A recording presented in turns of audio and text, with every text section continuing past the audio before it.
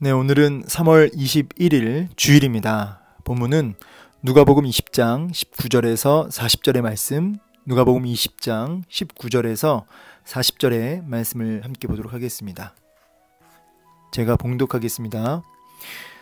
서기관들과 대제사장들이 예수의 이 비유는 자기들을 가리켜 말씀하신 인 줄 알고 즉시 잡고자 하되 백성을 두려워하더라. 이에 그들이 엿보다가 예수를 총독의 다스림과 권세 아래에 넘기려 하여 정탐들을 보내어 그들로 스스로 의인인 채 하며 예수의 말을 책 잡게 하니 그들이 물어 이르되 선생님이여 우리가 아노니 당신은 바로 말씀하시고 가르치시며 사람을 외모로 취하지 아니하시고 오직 진리로서 하나님의 도를 가르치시나이다. 우리가 가이사에게 세를 바치는 것이 옳으니까 옳지 않으니까 아니 예수께서 그 간계를 아시고 이르시되 데나리온 하나를 내게 보이라. 누구의 형상과 글이 여기 있느냐. 대답하되 가이사의 것이니이다. 이르시되 그런즉 가이사의 것은 가이사에게 하나님의 것은 하나님께 바치라 하시니 그들이 백성 앞에서 그의 말을 능히 책잡지 못하고 그의 대답을 놀랍게 여겨 침묵하니라. 부활이 없다고 주장하는 사두개인 중 어떤 이들이 와서 물어 이르되 선생님이여 모세가 우리에게 써주기를 만일 어떤 사람의 형이 아내를 두고 자식이 없이 죽으면 그 동생이 그 아내를 취하여 형을 위하여 상속자를 세울지니라 하였나이다. 그런데 7형제가 있었는데 마지가 아내를 취하였다가 자식이 없이 죽고 그 둘째와 셋째가 그를 취하고 7이 다 그와 같이 자식이 없이 죽고 그 후에 여자도 죽었나이다. 7이 다 그를 아내로 취하였으니 부활 때에 그 중에 누구의 아내가 되리이까. 예수께서 이르시되 이 세상의 자녀들은 장가도 가고 시집도 가되 저 세상과 및 죽은 자 가운데서 부활함을 얻기에 합당히 여김을 받은 자들은 장가 가고 시집 가는 일이 없으며 그들은 다시 죽을 수도 없나니 이는 천사와 동등이요 부활의 자녀로서 하나님의 자녀임이라. 죽은 자가 살아난다는 것은 모세도 가시나무 떨기에 관한 글에서 주를 아브라함의 하나님이요 이삭의 하나님이요 야곱의 하나님이시라 칭하였나니 하나님은 죽은 자의 하나님이 아니요 살아있는 자의 하나님이시라. 하나님에게는 모든 사람이 살았느니라 하시니 서기관 중 어떤 이들이 말하되 선생님 잘 말씀하셨나이다 하니 그들은 아무것도 감히 더 물을 수 없음이더라. 아멘. 네, 계속해서 오늘 본문을 보면 종교 지도자들이 예수님을 잡고자 했다 그러죠. 예수님을 쉽게 말해서 공격하고 죽이려 드는 종교 지도자들의 그런 간계를 보게 됩니다. 지금 예수님께서 이 본문 앞전에 비유로 말씀하신 내용들이 지금 자기들을 가리켜 말씀하신 것을 알았다고 그래요. 그래서 즉시 그야말로 그 자리에서 체포해가지고 이제 어떻게든 심판을 하려고 했던 거죠. 근데 백성들이 두려워서 그렇게 못했다고 합니다.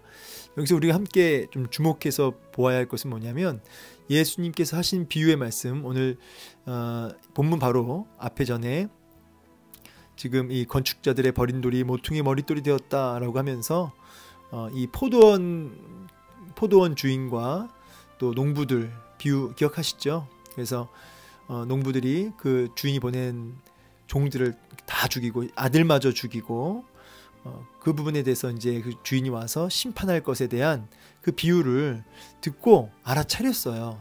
자기들한테 하는 말인지를. 자, 그런데 보세요. 알았으면 어찌할꼬 해야죠. 그죠? 근데 어찌할꼬 하지 않고 어찌할까 이러는 거죠.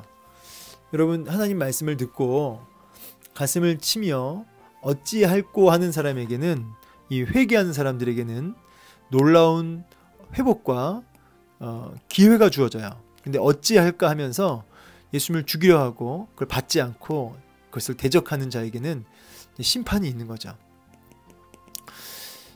여러분 하나님 말씀 앞에 어찌할꼬입니까? 어찌할까입니까? 성경에도 이런 말씀들이 있죠. 베드로의 그 성령 충만 받아서 말씀을 선포할 때, 하나님 나라와 복음을 선포할 때 어찌할꼬 하며 탄식하는 자들에게는 회개의 역사, 성령 역사가 임했고, 그 뒤로도 찌르는 말씀 앞에서 어찌할꼬가 아니라 어찌할까 하면서 또 대적하는 무리들이 있었습니다. 오늘날에도 동일합니다.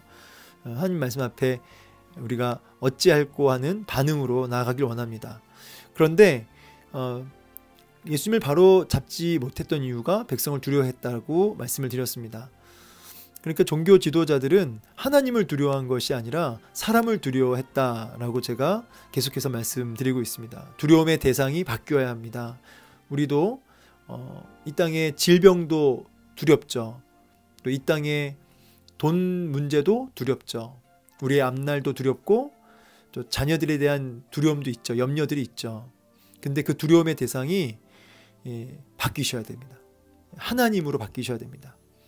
사람, 문제, 그것이 건강 다 우리를 두렵게 하지만 그 모든 것 위에 계시는 하나님을 두려워할 때, 여러분 하나님을 두려워하고 하나님을 경외할 때 우리의 생사 화복을 주고 계시는 그 하나님께서 우리의 인생을 책임지시고 이끌어 가시는 것이죠. 그런데 사람을 두려워하고 이 땅의 문제를 두려워하면 그것에 끌려다니는, 그것의 노예로 살게 되는 비참한 인생이 되는 것입니다. 이 종교자들은, 지도자들은 실상은 하나님이 주인이 아니고 사람이 주인이었던 것이죠. 그러니까 백성을 두려워하고 있는 모습을 보게 됩니다. 여러분의 주인은 누구입니까? 두려움의 대상이 바뀌시길 원합니다. 자, 이에 그들이 누굴 엿봤다고요? 예수를 엿봤다 그래요. 그러니까 여러분, 보는 거는 믿음입니다. 이 보는 것만큼 중요한 게 없습니다. 아주 자세히 관찰하다 이런 의미가 있는데, 이 보는 것은 믿음과 직결됩니다. 근데 그 앞에 이 엿보다가 들어가면 이게 문제가 되는 거죠. 예수님을 바라보고 주목하는데 예수님을 경외함으로, 신뢰함으로, 사모함으로 볼 때는 볼수록 믿음이 세워지지만, 은혜가 되지만, 불신과 또 원망과 또 대적하는 마음으로 보게 되면 예수님에 대해서 이제 끊임없이 예수님을 더 대적하게 되는 자리로 가게 되는 것이죠. 이들은 예수님을 믿음으로 본 게 아니라 엿본 것입니다. 그래서 정탐들을 보내죠. 이 정탐들은 누구냐면 산헤드린 공회원에서 보낸 사람들로, 아마도 이제 바리새인들과 헤롯 당원들로 이제 구성되어진 사람들이었습니다. 이 사람들은 이제 예수님을 쉽게 말해서 올무잡기 위해서 보내어진 사람이죠. 사실 둘은 친하지 않습니다. 근데 예수님을 잡는 일에 하나가 된 것이죠. 자, 그래서 이제 함정을 빠뜨리는데 그 내용이 뭡니까? 근데 참 보세요. 바로 공격하는 게 아니라 막 선생님 하면서 바로 말씀하시는 분이시고, 사람을 외모로 취하지 아니하시고 진리로 하나님의 도를 가르치시는 분입니다 하면서 예수님을 막 이렇게 세워드리는 말을 합니다. 자, 이사야서 29장 13절 말씀이 생각나는데요. 이 말씀에 보면 이런 말씀 있죠. 주께서 이르시되 이 백성이 입으로는 나를 가까이 하며 입술로는 나를 공경하나 그들의 마음은 내게서 멀리 떠났나니 그들이 나를 경외함은 사람의 계명으로 가르침을 받았을 뿐이라. 아멘. 참 가슴 아픈 말씀이죠. 입술로는 하나님을 사랑한다 말하고 공경한다 말하고 그랬지만 정작 그 마음은 전혀 딴 게 들어가 있는 거죠. 우리가 예배를 드리죠. 찬송을 부릅니다. 그리고 기도도 하죠. 우리가 입술로는 주를 부르짖고 찬송하고 예배하지만 우리의 마음속에 정말 그 주님을 향한 사랑하는 마음, 나의 주인으로 그 주님을 온전히 모시고 그분의 말씀 앞에 무릎을 꿇고 복종하는 이러한 마음이 우리 안에 있습니까? 마음은 없는데 입술로만 얼마든지 할 수 있는 것이죠. 이런 마음에 없는, 입술만 있는 이런 위선적인, 외식적인 종교인들, 지금 그것을 성경은 이제 고발하고 있는 것이죠. 우리의 모습을 반드시 돌아보면서 100% 이렇게는 아니지만 왔다 갔다 하잖아요. 입술로는 주님을 찬양하면서도 우리 마음에 다른 것들이 자리 잡고 있을 때가 많잖아요. 그때마다 우리가 회개하면서 우리 입술만이 아니라 우리의 고백이 우리의 진심의 고백이 될 수 있도록, 거짓이 되지 않도록 날마다 우리 마음에 누가 계시는지, 누가 우리 마음의 주인으로서 계시는지 항상 우리 마음을 점검하고 들여다보고 그 부분을 확인할 수 있어야겠습니다. 자, 이제 예민한 주제를 끄집어내죠. 바로 세금 논쟁입니다. 세금 논쟁. 자, 가이사에게 세금 바치는 게 옳습니까? 옳지 않습니까? 이렇게 질문하면 참 문제가 되는 거죠. 만약에 바쳐라 그러면 뭐가 문제가 돼요? 로마에게 세금을 바치는 것은 유대인들의 미움을 사는 거죠. 당시에 뭐 화폐를 찾아보시면 나오겠지만 데나리온이라는 화폐를 보시면 이제 가이사 황제 얼굴이 새겨져 있고요. 그 동전에 새겨져 있고 그 글씨 안에, 그 동전 안에 무슨 글씨가 새겨져 있냐면 우리의 구주, 우리의 구주 이런 단어가 붙어 있어요. 그래서 그 약간 그 종교적인 측면에서 유대인들은 이 데나리온을 이렇게 사용하지 않으려고 했다는 글도 제가 보았습니다. 그래서 약간 그것을 우상 숭배시 여겼고, 그래서 세금을 내라 그러면은 이 로마의 황제를 신으로 섬기고 있는 자가 아니냐, 하나님을 믿는 자가 아니라 바로 로마의 황제를 신처럼 모시는 자가 아니냐, 이런 식으로 볼 수도 있는 거고, 얼마든지 이 유대인들의 그 반감과 예수님을 따르는 수많은 세력들을 한순간에 적으로 만들 수 있는 답이 되겠죠. 그리고 반대로 바치면 안 된다 이렇게 얘기하면 어떻게 해야 되죠? 바로 로마한테 고발하면 돼요. 지금 사람들을 선동해서 세금을 못 내게 한다고, 이 유대인들의 민심을 지금 이렇게 조장하고 있다고 로마로 바로 고발하면은 이제 로마 사람들한테 이제 체포당하는 거죠. 이렇게도 못하고 저렇게도 못한 진퇴양난의 상황의 질문인 거죠. 이 세금 논쟁, 아주 따끈따끈한 뜨거운 감자. 근데 이 질문에 대해서 우리 주님은 그 관계를 아셨다 그러죠. 그러면서 어떻게 하냐면 그야말로 빠져나올 수 없는 이 질문에 주님은 데나리온 하나를 가져와서 보이라. 그래서 누구의 형상과 글이 여기 있느냐 그랬더니 가이사가 있습니다. 그때 주님의 대답이 가이사의 것은 가이사에게, 하나님의 것은 하나님께 바치라, 이렇게 말씀하세요.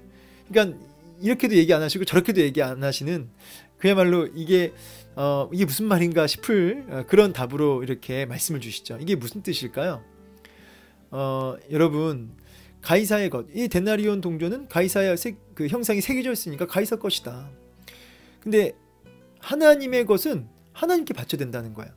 여러분, 형상이 새겨져 있는 걸 보시면서, 형상이 새겨져 있는 것을 보시면서 누구 거냐, 이 형상이 새겨진 것을 보면 그것이 주인이다 이 말이에요.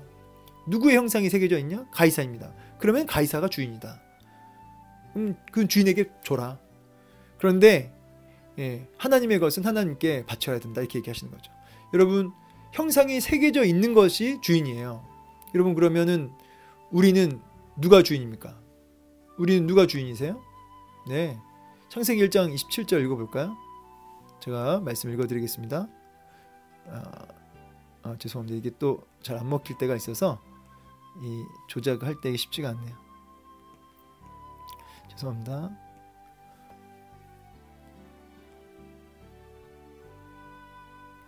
하나님이 자기 형상 곧 하나님의 형상대로 사람을 창조하시되 남자와 여자를 창조하시고, 이렇게 말씀하십니다.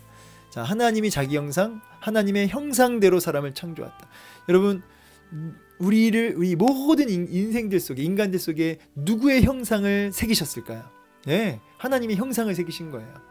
하나님의 형상이 새겨진 인간은 그럼 누구의 것입니까? 하나님의 것이죠. 하나님의 것은 하나님께 바쳐라. 마땅히 너희는 회개하고 하나님 앞에 드려지는 삶을 살아야 된다.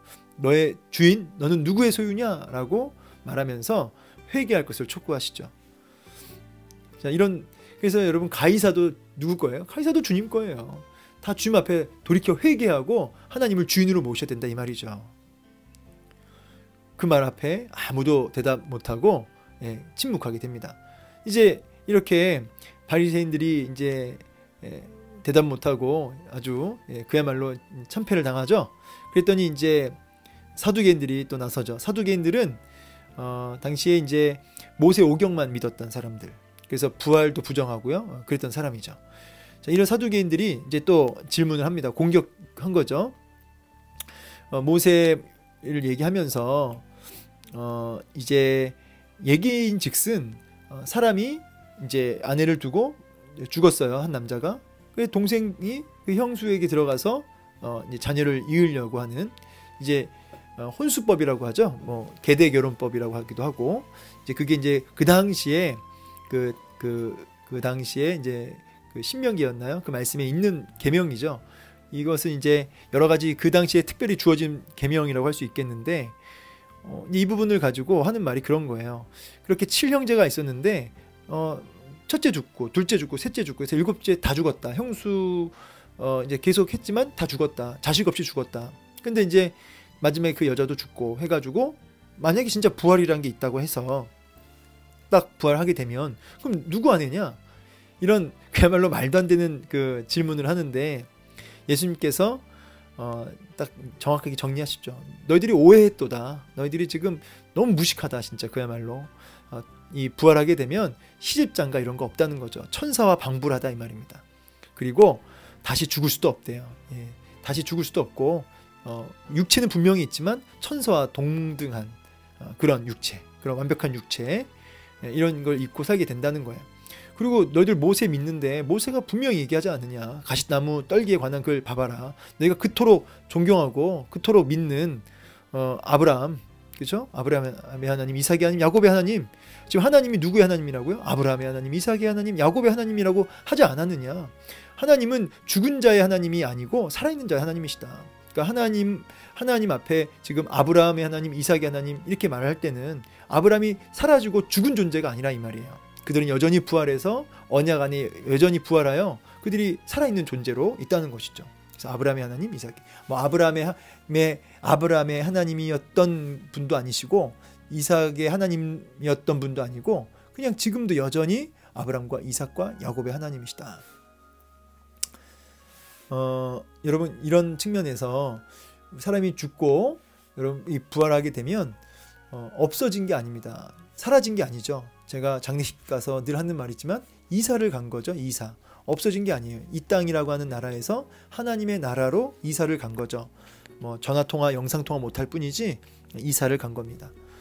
그래서 그 존재가 사라진 게 아니기 때문에 부활체를 입고 여전히 살아있는 존재로 있고, 그래서 하나님이 아브라함의 여전히 지금도 아브라함의 하나님, 이삭의 하나님, 야곱의 하나님으로 불려주시는 거죠.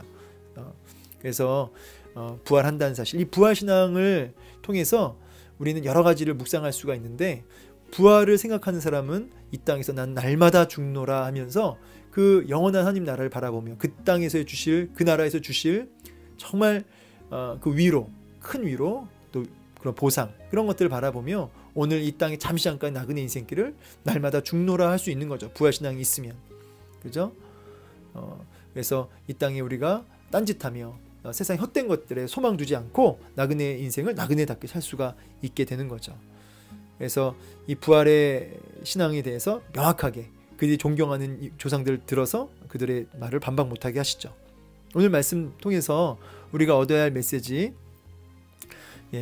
우리는 누구의 소유인가? 하나님의 소유라는 거예요. 하나님의 소유로 살 때 어떻게 돼요? 자기 소견에 오른 대로 살지 않게 되죠.